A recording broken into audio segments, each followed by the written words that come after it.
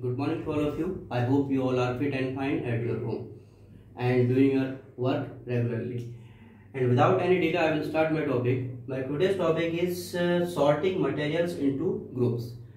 And this topic is related to class 6 subject science and chapter 4.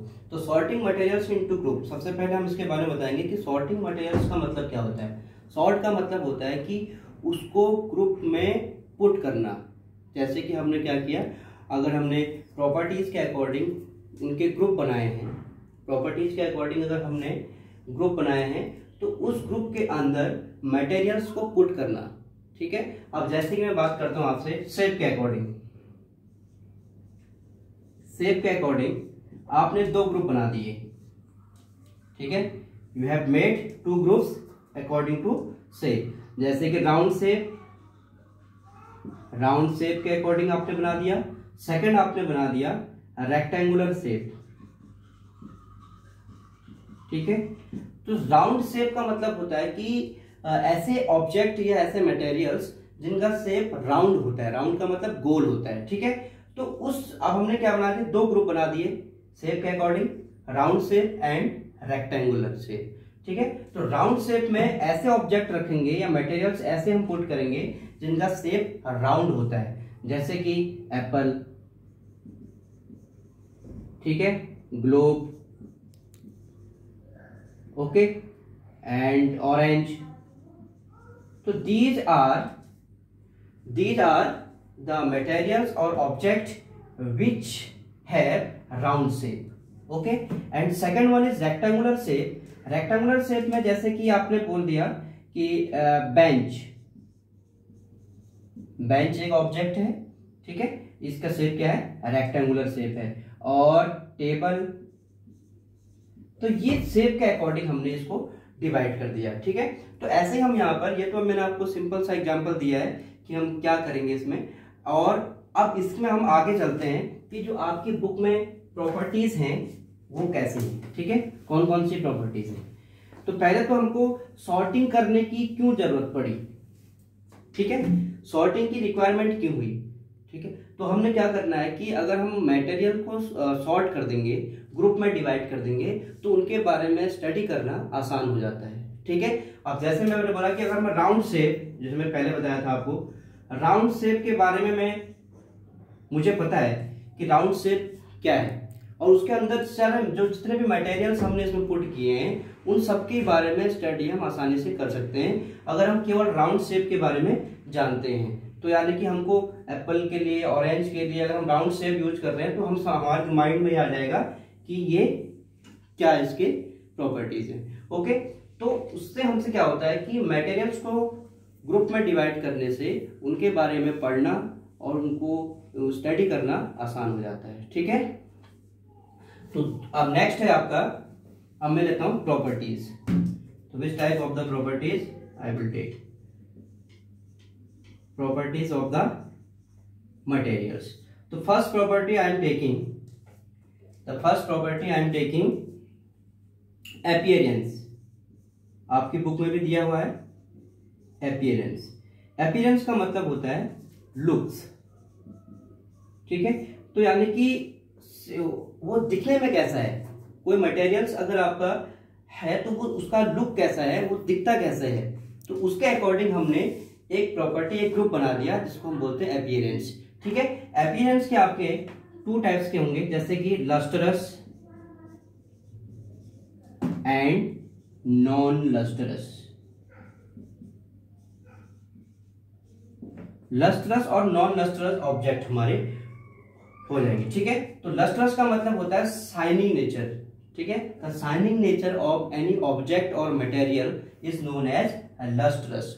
Lustrous का मतलब होता है चमकना. ठीक है. तो यानी कि जो कोई मटेरियल है, ऑब्जेक्ट है, उसका जो नेचर है, अगर वो शाइनी है तो हम उसको बोलेंगे लस्टरस. अगर वो शाइनी नहीं है यानी कि चमकता नहीं है तो हम उसको बोलेंगे नॉन लस्टरस. ओके. तो लस्टरस में जैसे कि मेटल है, ऑल मेटल्स इसके अंदर आ जाएंगे, जैसे iron, aluminium, okay, and gold, glass, silver, ठीक है। तो ये सारे आपके क्या हैं, लस्ट्रस हैं। लस्ट्रस का मतलब है ये चमकते हैं। डायमंड, डायमंड भी कह सकते हैं। ओके, तो ये तो प्रॉपर्टी बन गई आपकी लस्ट्रस वाली, ठीक है। तो लस्ट्रस का मतलब होता है शाइनी नेचर। तो shining nature of any object is known as lustrous and non shining nature, यानी कि if any object is not in shining तो it means we can say non lustrous. Like as a wood, लकड़ी चमकती है, नहीं चमकती है, ठीक है। तो वुड अब किसके अंदर आएगा, आपका नॉन लस्ट्रस के अंदर आ जाएगा, ठीक है। और इसके अलावा जितने भी आपके अदर थिंग्स है, जैसे पेन, ठीक है, पेन है वो लस्ट्रस नहीं है। Plastic, plastic is also material, ये चमकता नहीं है, ठीक है। जैसे कि एल्युमिनियम, ग्लास, गोल्ड, डायमंड, ये सारी चीज चमकती हैं, तो वैसा वो नहीं चमकता है। तो अपीयरेंस के अंदर आप केवल दो चीज पढ़ोगे, ठीक है। पहला है lustrous, second one is non lustrous. And second property, I hope you have understood the first property of the material, ठीक है। And second property I will explain hardness. Hardness का मतलब होता है कि कोई ऑब्जेक्ट कितना हार्ड है, ठीक है। तो यहां पर हम हार्डनेस के अकॉर्डिंग मटेरियल्स को टू ग्रुप में डिवाइड कर देंगे, ठीक है। हार्डनेस के अकॉर्डिंग मटेरियल्स को टू ग्रुप में हम डिवाइड कर देंगे।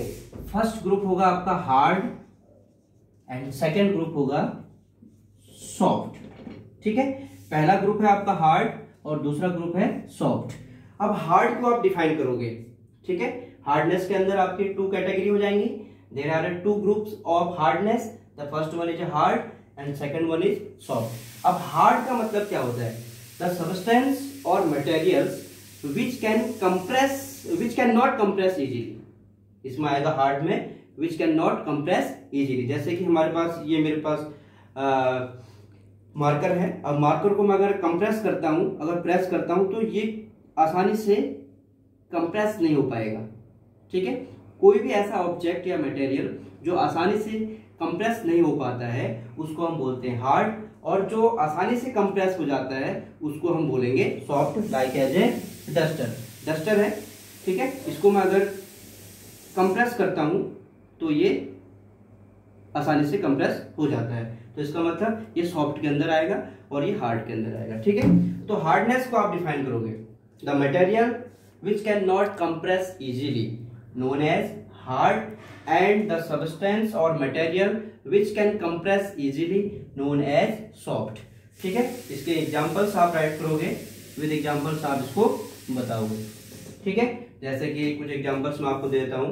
सॉफ्ट में स्पंज, ठीक है, स्पंज हो जाएगा। क्लॉथ, कपड़े हैं, उसको हम आसानी से कर सकते हैं, ठीक है, कंप्रेस कर सकते हैं। हार्डनेस में आपका जैसे black board, chair, plastic, metal, all these are the hard. Soft के अंदर आपने जितने भी आप सॉफ्ट जैसे आप उसमें राइट कर सकते हो। अब नेक्स्ट है third property, I will take solubility. Okay, तो सॉल्युबिलिटी में the third property I will take solubility. Solubility का मतलब होता है कि कोई भी ऑब्जेक्ट और मटेरियल्स पानी में डालने के बाद वो सॉल्युबल है या फिर नहीं है, ठीक है। तो सॉल्युबिलिटी का मतलब होता है कि इफ एनी सब्सटेंस, यानी कि फिर हम इसको टू कैटेगरी में कैटेगराइज कर देंगे। पहले उसको पढ़ लेते हैं, टू कैटेगरी में कैटेगराइज कर देंगे।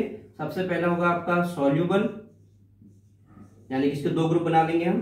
दूसरा होगा आपका नॉन सॉल्युबल, ओके। एक तो हो जाएगा सॉल्युबल और दूसरा हो जाएगा आपका नॉन सॉल्युबल।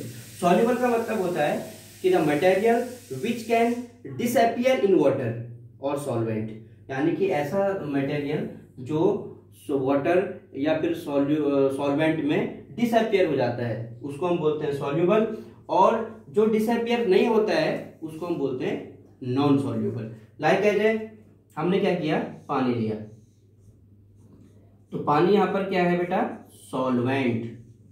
सॉल्वेंट का मतलब होता है जिसके अंदर हम कोई भी चीज को डिजोल्व करते हैं, कोई भी लिक्विड हम कह सकते हैं, ऐसा लिक्विड जिसके अंदर हम कोई सॉल्वेंट या फिर कोई भी ऑब्जेक्ट या मटेरियल्स को हम डिजोल्व करते हैं, उसको हम बोलते हैं सॉल्वेंट। अब हमने क्या किया, इसके अंदर सॉल्ट डाल दिया, ठीक है। अब हमने सॉल्वेंट में सॉल्ट को डिजोल्व किया। अब क्या हुआ कि सॉल्ट जब हमने इसमें, जब यहाँ पर था तो सॉल्ट आपको दिख रहा था, लेकिन पानी में डालने के बाद वो सॉल्ट डिसअपियर हो गया। इसका मतलब ये सॉल्युबल है। तो ऐसी चीजें जैसे कि salt, sugar, copper sulphate, copper sulphate आपकी बुक में दिया हुआ है बेटा, कॉपर सल्फेट। कॉपर सल्फेट एक पाउडर है जो लैब में आप देखोगे, तो ये भी आपका सॉल्युबल है, ठीक है। किस कलर का होता है ये, ब्लू कलर का होता है। तो ब्लू कलर का कॉपर सल्फेट पाउडर है। कॉपर सल्फेट को भी हम अगर हम पानी में डालेंगे तो वो भी डिसअपियर हो जाएगा। तो इसका मतलब कॉपर सल्फेट भी क्या है, सॉल्युबल है। एंड नॉन सॉल्युबल में जैसे कि आपने क्या किया, पानी लिया, पानी यहाँ भी सॉल्वेंट का काम है, यानी कि सॉल्वेंट इसके अंदर डाला, ठीक है। अब एक चीज और समझ लीजिए बेटा, जैसे मैंने यहाँ सॉल्वेंट पानी के लिए बोला, जिसके अंदर हम जो चीज डालते हैं, यानी जैसे सॉल्ट डाला मैंने इसमें, तो ये क्या है आपका सॉल्यूट। क्या है, सॉल्यूट।